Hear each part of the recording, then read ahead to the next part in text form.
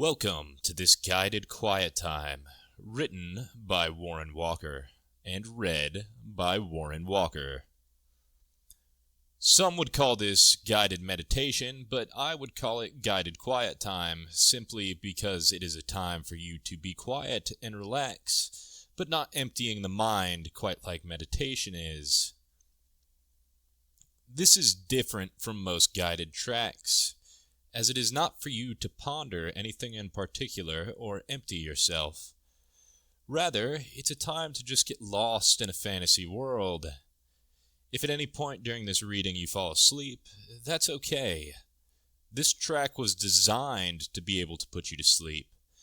For this reason, it's not recommended to listen to this track whilst driving or operating equipment. So sit back, get comfortable, whatever position that is for you. We're going to count you down. I'm going to walk you through what's known as box breathing, a technique you can take with you into the world around you long after this recording is done. It helps calm you, and it helps your thoughts become clearer. We will be inhaling for 4 seconds, holding for 4 seconds, exhaling for 4 seconds, and then holding at the bottom for 4 seconds. If at any point you lose sync with my count, that's okay. Just try to resynchronize yourself as best you can. Ready? Breathe in.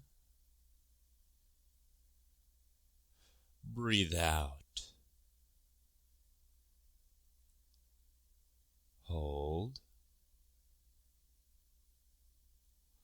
Breathe in.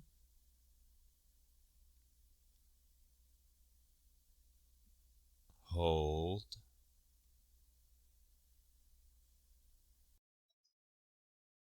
Breathe out. Hold. Breathe in.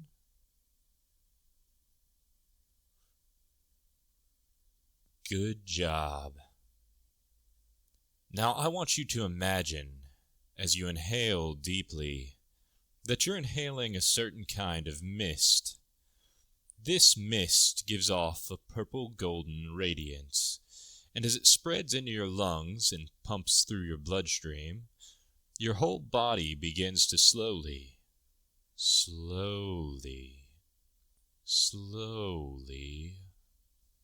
relax. You feel yourself sinking down into your bed, like a warm hug. You're sinking and relaxing, and it's coming together to form the images in your mind.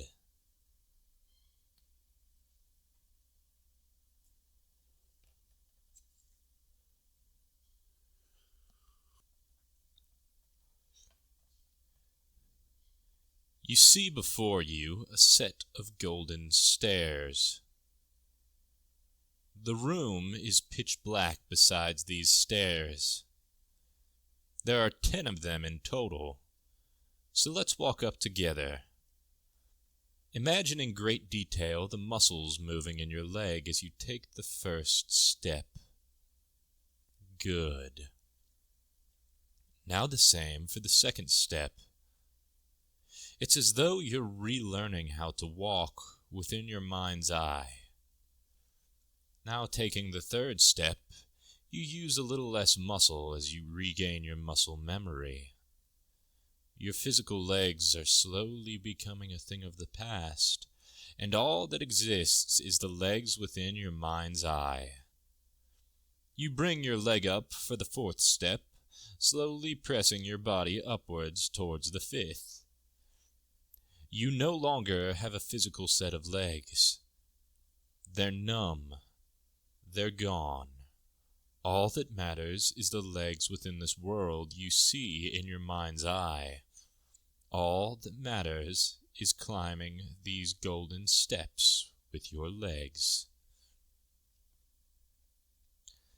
Enter the 6th step, then 7th. You climb faster now with the legs woven by your mind, now no longer bound by the constraints of physicality.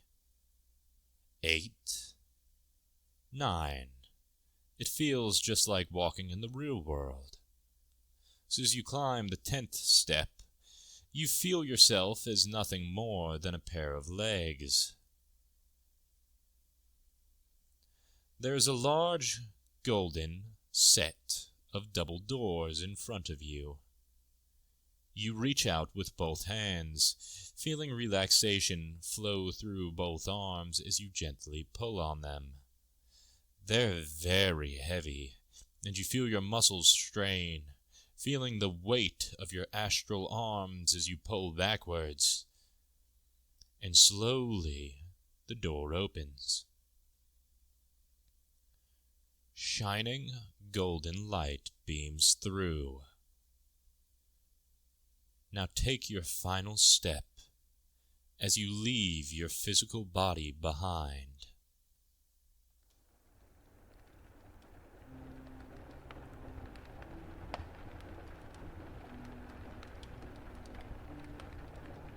You're easing back into a plush leather chair, warmed by the light of a bristling fire, seated in a stone enclave. This is all within the topmost story of a 4-story tower. The floor is made of large stone bricks, which are covered by an intricately designed rug, save for around the edges of the circular room. There's several pieces of furniture scattered around the center, mostly chairs, some stacks of books, a telescope looking out a window, small tables, a globe, and various strange mechanical devices you don't recognize.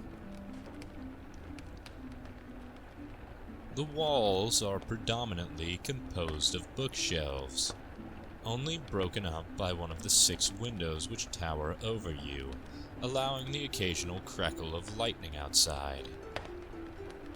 There's of course the fireplace built into the wall, too, a simple stone structure with one shelf above, the chimney reaching past the various support beams within the cone-shaped roof into the outside world. The noise of rain pitter-pattering against the roof and windows is constant. The books set in shelves along the walls are all various manuscripts on magic, or alchemy, or summoning, or the like. Here and there's a potion left haphazardly on the shelf, far too close to the edge for comfort. The potions are different colors, some red, some purple, one green. Looking down to the left of the leather seat you're sat in, you see a small wooden pipe primed with tobacco and a cup of hot coffee. By some magical spell, the coffee shall never get cold and never run out. Feel free to take a toke of the pipe or a sip of the coffee as you see fit. The coffee tastes dark and slightly bitter, like dark chocolate. The pipe tastes like cherry candy.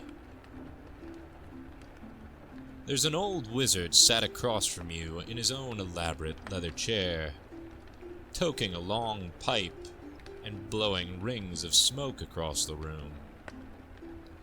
He has on a long, dark blue robe with white trim, and his outfit is crowned by a tall, pointy hat, the same color as the rest. A snow-white beard droops from his face and into his lap. Sitting leaned up against the table next to his chair is a long, gnarled oak rod, which has a smooth ruby orb set into the top of it. You both sit there in silence, contemplating things for some time.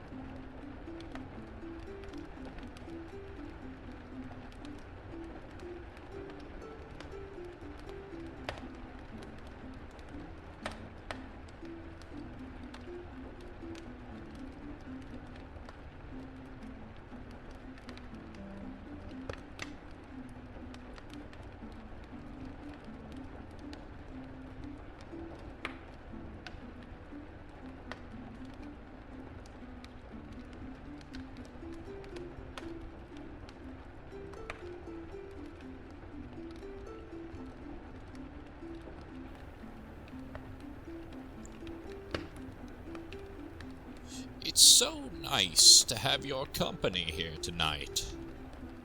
He muses, thoughtfully toking his pipe. "It's been such a long week, hasn't it?" He chuckles to himself. "Let me tell you, mine started with this contract. Seems a simple enough deal. Villagers are reporting all sorts of pranks and tricks and things gone awry. They're loggers, not exactly the brightest of folk. So I think to myself, I'll just go in and pretend to do something and then walk away. Probably nothing there. Easy money. They're more than likely just hard-headed and clumsy. So I show up to the village, and what's the first thing I see? Well, all their axes have been tied to the top of a very tall pine tree which grew up in the village overnight. So I know right then and there whatever I'm dealing with isn't normal. So I get to work. There's only a few culprits. I meander out into the woods, and oh, lo and behold, I find fairy rings. A great deal of them. So I bait them with candy. You know, the Fae can't resist candy, and I managed to catch one in a jar. She's about as big around as my thumb and as tall as my middle finger. Not very big creatures, you see. Quite small, yes, quite small indeed. She has on this little green dress made of leaves, and oh, you should see how their wings glow this time of year. Springtime always makes their wings glow. I think it's something to do with the pollen, although they don't really have any concept of such things. Primitive creatures, although intelligent in a sense, I suppose. Where was I? Ah, yes, the fairy in the jar. So I have this little sprite trapped in a glass jar, and oh, you should hear how she complained. "It's suffocating in here. I'll die if you don't release me. My wings are cramping." But keep you in mind, they're mischievous creatures, and they will say anything to get what they want. I almost prefer dealing with stronger spirits because they don't lie like Fae do. Anyways, so I says to her, "I'll let you out, but you have to talk to me first." So we start talking, and well, to make a long story short, of course the poor peasants were cutting down the Fae's homes. You have to feel for them, being driven from their lands by the kingdom's advances, you know? But I've a job to do, and by the king, I'm going to do it. So I go back to the peasants and explain the situation. Well, this carpenter pipes up and asks what kind of homes they live in, and I tell him, and he asks me to wait a few days. So I wait, and lo and behold, 2 days later, he comes out, and he's built 3 or 4 immaculate little houses, just the right size. I mean, houses so good, I wish I could shrink down and live in them. So we carry them out into the woods, and the peasants leave. I call out and I says, "It's okay, you can come out now." And out pops these little sprites, eager to see the new things I brought them. And wouldn't you know it, they like their new homes better than the old. Bickering over who gets to move in first, they do. So I go back, tell the loggers they need more, and tell them they need to bring little offerings. And that winds up that little tale. He pauses, ruminating and toking his pipe for a few moments before looking at you. So tell me, friend, what was your day like today?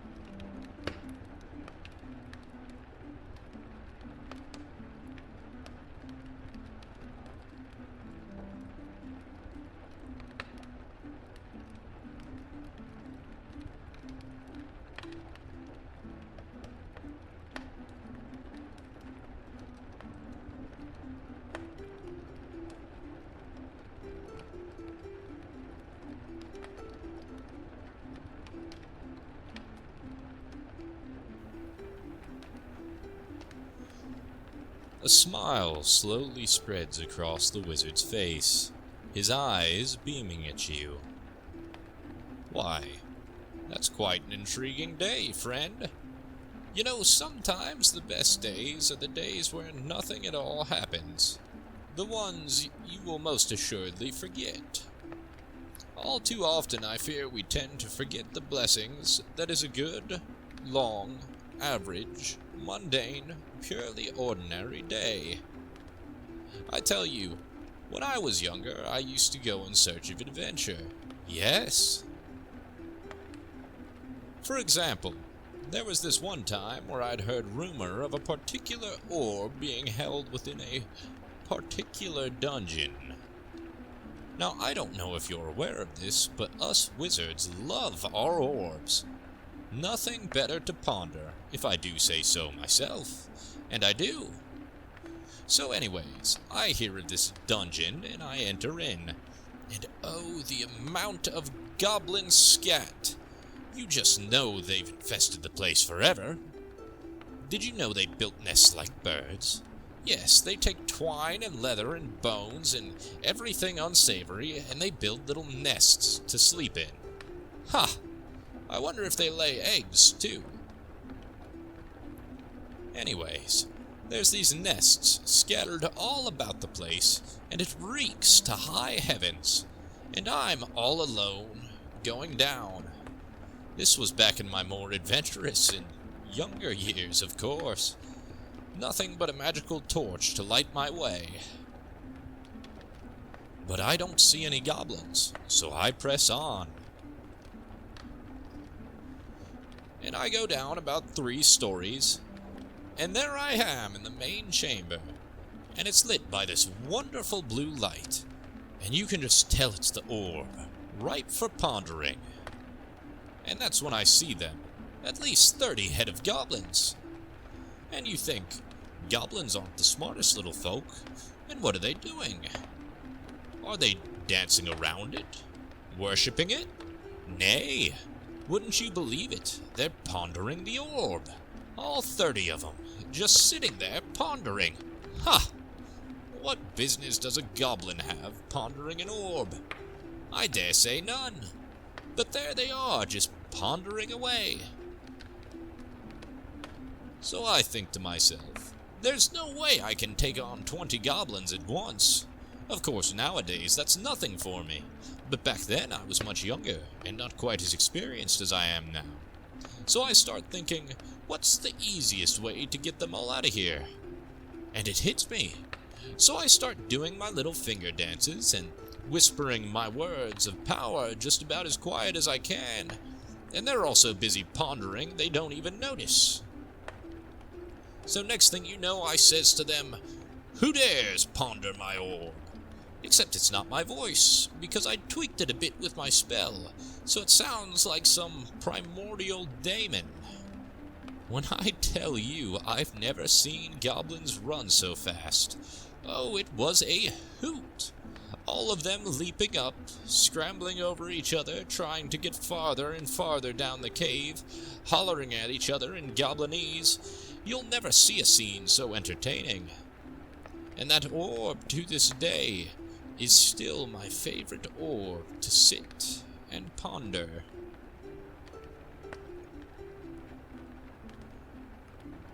He chuckles to himself for a bit and sips his cup of coffee. He takes a toke off his pipe, then blows a big ball of smoke that looks like a perfect orb, drifting through the air before evaporating. Friend, what's your most treasured possession? I'm sure, for one such as yourself, there's a marvelous story behind acquiring it.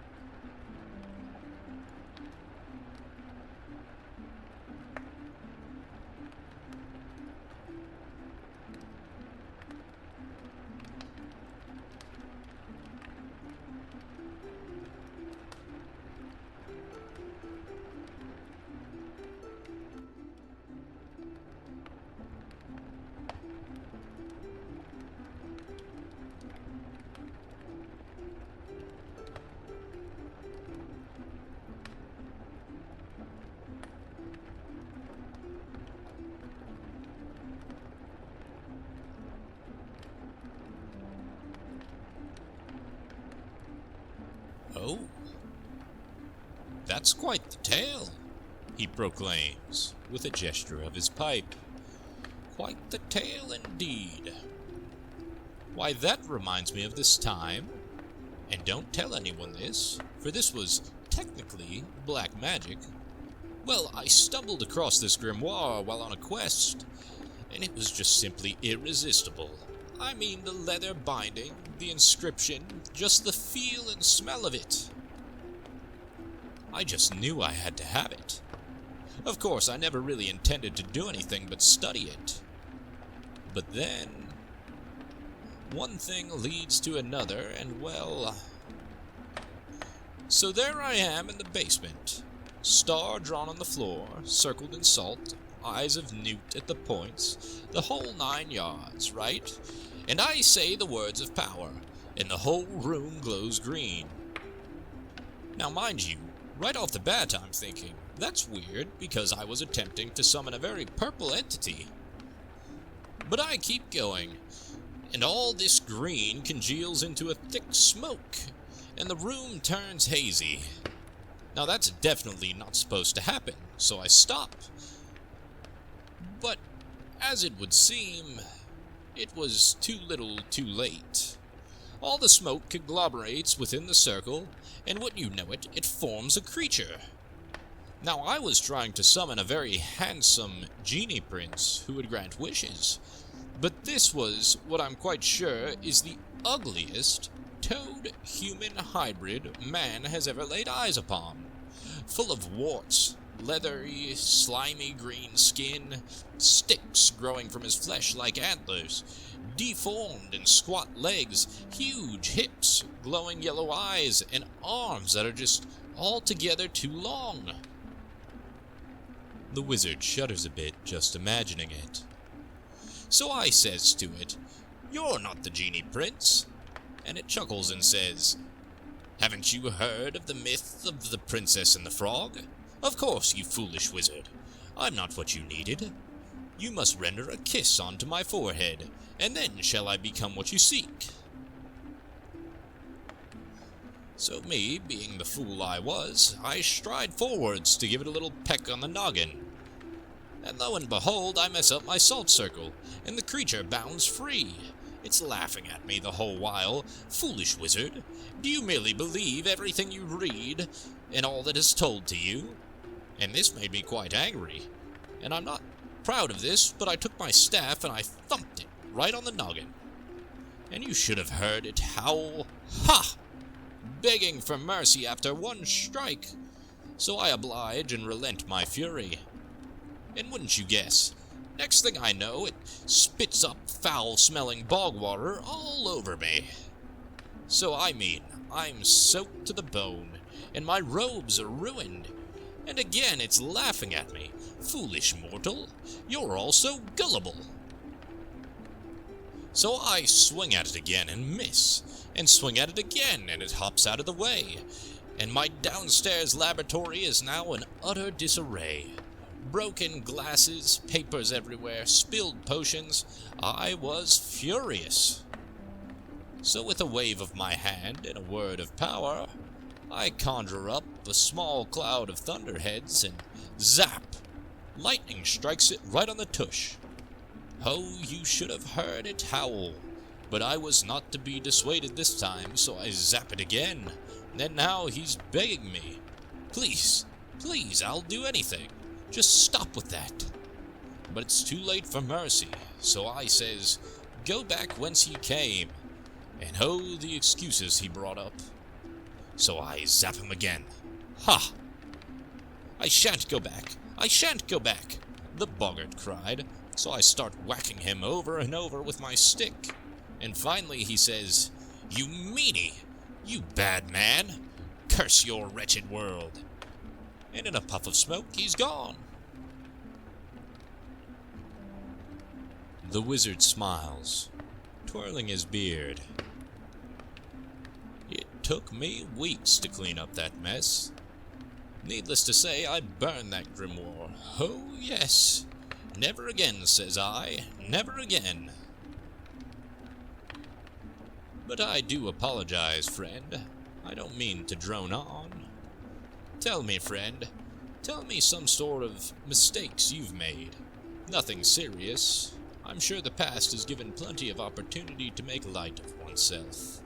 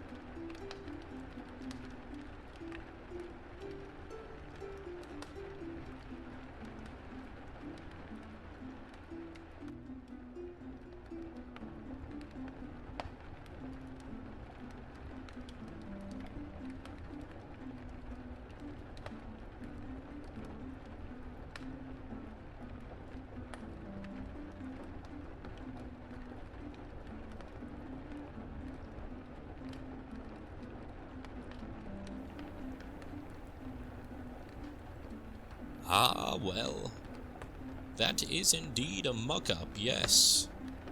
But I assure you, friend, all things will pass. All things are temporary. In this world, we are merely spirits trapped in an in-between phase. Try not to take things so serious, and let them work themselves out in good time. After all, what good does worrying do to the soul, eh? None, says I. For now, it's just me, you, this room, and some absolutely splendid tobacco and coffee. So let's make the most of what we have, while we have it.